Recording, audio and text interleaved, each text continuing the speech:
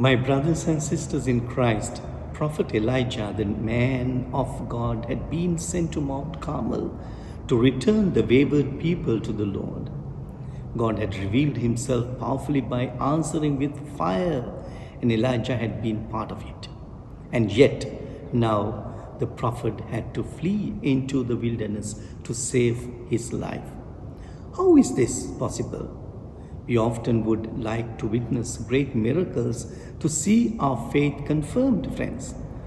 But the despondency of Elijah teaches us that witnessing great miracles is no guarantee for the genuineness of our faith. Especially when God has blessed us, the evil one tries to distract us from the Lord, to confess us by focusing our attention on ourselves. What we need is meeting the Lord himself.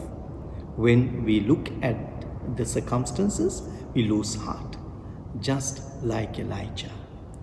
But God, in his great love, revealed himself to Prophet Elijah so that the prophet fixed his eyes on the Lord again.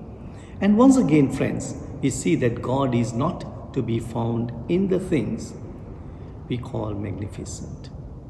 God is not to be found in the great and powerful wind, in the earthquake, or in the fire, but in the gentle whisper.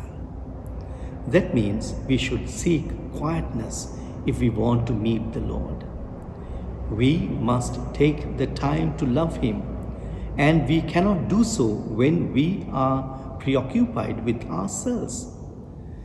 When God becomes supreme ruler in our life, often the circumstances do not change, but we see them in a new light. The problems still remain, but they do not determine our life anymore.